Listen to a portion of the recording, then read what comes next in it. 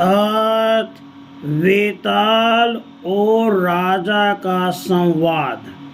श्री वशिष्ठ जी कहते हैं, हे रघुनंदन, जिस अवस्था में जीव ब्रह्म हो जाता है और चित्त का विनाश हो जाता है तथा विवेक पूर्वक विचार से अविद्या का अंत अर्थात अभाव हो जाता है, वही जीवात्मा का मोक्ष कहा जाता है। मृग तृष्णा जल की तरह मिथ्या मन तथा अहमता आदि परपंच क्षण भर के लिए ही प्रतीत होते हैं और पूर्वोक्त विवेक पूर्वक विचार से विलीन हो जाते हैं। भद्र, इस संसार रूपी स्वप्न विभ्रम के संबंध में वेताल द्वारा किए गए इन सुप्रश्नों को तुम सुनो, जो मुझे प्रसंगवश स्मरण हो आए हैं।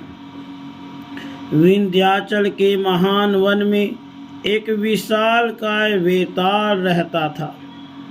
किसी समय वह गर्भ में भरकर प्राणियों को मार डालने की इच्छा से किसी नगर में गया। पहले वह वेताल किसी एक सज्जन नामक राजा के देश में रहता था। उस राजा द्वारा किए गए अनेक वध के योग्य मनुष्यों की बलि के उपहार से सदा तृप्त होकर वह सुख से रहता था। सामने आए हुए निरपराध मनुष्य को वह भूख से पीड़ित होने पर भी अकारण नहीं मारता था, क्योंकि श्रेष्ठ पुरुष न्याय के ही पक्षपाती होते हैं। किसी समय न्यायोचित भक्ष्य न मिलने के कारण अरण्यवासी व वेताल सुधा से प्रेरित होकर न्याय प्राप्त मनुष्य का भक्षण करने के लिए नगर के भीतर चला गया। उस नगर में प्रजा रक्षा के लिए रात्रि में विचरण करता हुआ राजा उसे मिला। उस राजा से वह उग्र निशाचर भयंकर शब्दों में कहने लगा। वेताल ने कहा, राजन, इस समय मुझ भयंकर वेताल के द्वारा तुम पकड़ लिए गए हो। कहाँ जा रहे हो? अब तुम मर चुके, आज तुम मेरे भोजन बन जाओ। राजा ने कहा, निशाचर, यदि तुम यहाँ बलपूर्वक अन्याय मार्ग से मुझे खा जाओगे तो निश्चय ही तुम्हारे मस्तक के हजारों टुकड़े हो जाएंगे। वेताल ने कहा, राजन, मैं तुम्हें अन्याय पूर्वक नहीं खाऊंगा, परंतु तुम्हें मैं यह न्याय बतलाता हूँ कि तुम राजा हो, इसलिए तुम्हें अर्थियों के संपूर्ण मनोरथ पूर्ण करने चाहिए। मेरी इस याचना को जो पूर्ण करने योग्य है तुम पूर्ण करो। मैं यहाँ तुमसे जो प्रश्न कर रहा हूँ इनका भली भांति उत्तर दो।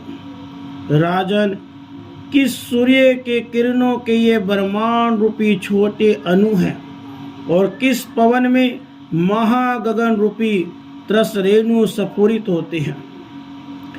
एक स्वप्न से दूसरे स्वप्न में जाता हुआ जीवात्मा पहले के सैकड़ों या हजारों स्वप्नों के अस्तित्व को छोड़ता हुआ भी किस प्रकाशक स्वच्छ वास्तविक स्वरूप का परित्याग नहीं करता।